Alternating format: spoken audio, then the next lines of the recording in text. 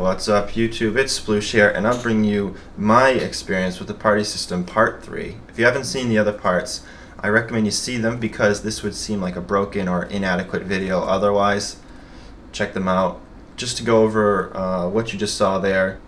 If you notice my KDs recently, I've been trying to get IR gameplays. That picture of my stats is like from yesterday, but this gameplay is from like a month ago or more. And so in this gameplay you're going to notice first that I don't have Sleight of Hand Pro. That's why I'm using the FAMAS with the mags there, because I want to reload quick and get Sleight of Hand reload kills. And also I don't have gas mask, so I die a lot trying to get that stupid pro, get an attack mask pro. But I'm going to stop talking about the gameplay now and move on to the two things I really want to mention today about the party system. Number one, my 8 losses. They're all from disconnects, and basically in those situations and from playing in a party, I pretty much learned the ways to avoid disconnect losses. Obviously I still got them, and basically the reason I got them is because I'd play on this account with like 2 other people. Obviously on this game I'm playing with a lot of other, I think 5 other people. Anyway, moving on. So what's the formula for being host or having a host in your party? I think the more you think about it, or every time you think you know, Black Ops will surprise you. But I can tell you the things I've learned. Basically, if you're in a big party like 8 or 9 people, and the person that invited everyone into that party, they typically always get host. Now, even that isn't 100%, but in my experience, it's very high, the percentage.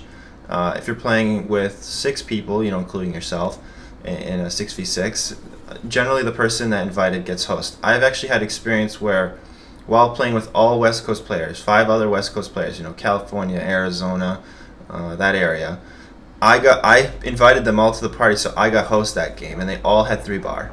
So it doesn't seem logical that I would get host, but I did, and based on what I just told you. I think upload has a big part of it.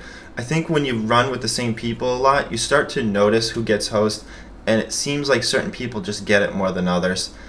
Is it because of upload? I don't know, but I have learned that when I don't want losses, I gotta play with these certain people. I really do, or obviously play with 6 people. It seems like either the party size or just who's good at hosting. Both things play into this. Now, speaking of ping, most of my wins were with 3 bars. If you check out one of my last videos, it was the one where I was talking about Modern Warfare 3 Assassin Perk, you'll see me 3-barring with the people I like to play with.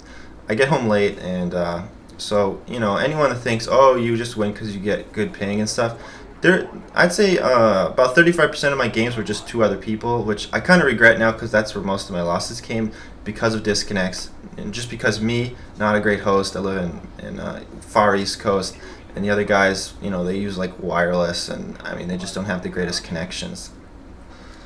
But anyway, don't go too obsessed with the ping thing, but getting a stable host is almost more important anyway, because if you get a loss for disconnects, it ruins everything. So yeah, moving on, the last thing I want to talk about is stats in general. I played a lot of team TDMs because that's with the people I play with. They like to play that, and if I had my way, I just play domination every time. The big difference I've noticed is like in team deathmatches, you can't really abuse your kill streaks enough. Anytime we played like a domination, I'd have something like 40 to 60 plus kills and very few deaths, like 5 maybe, right? When we play TDMs, like you'll see in this game stats, I get good stats, but I'm not really like taking advantage. This is probably the extreme of the advantage you could take in team deathmatch, because if your friends are doing pretty good too, the games end up being really short, and you're just not, the kill streaks aren't getting the kills, you're getting the kills, which that's fine for me, but you're not getting high KDs out of that. So yeah, like I've actually played Ground Wars with an entire party. I've only done it a few times, but wow, I mean, infinite Blackbird much, and lots of kill streak kills. It's I'd probably have at least 1 more KD if I played Ground Wars. So the bottom line is, though, I think if you see someone with 2 KD, you see someone with 4 KD, they can be an equally skilled player. You need to not get obsessed with stats, because you can never really prove how people got them, and it's just not worth arguing about. I think anyone running around flaunting how great they are and showing off their stats, it's just so misleading, you can't trust it. Does stats make a good player? No, not at all. Thanks for watching. Sploosh out.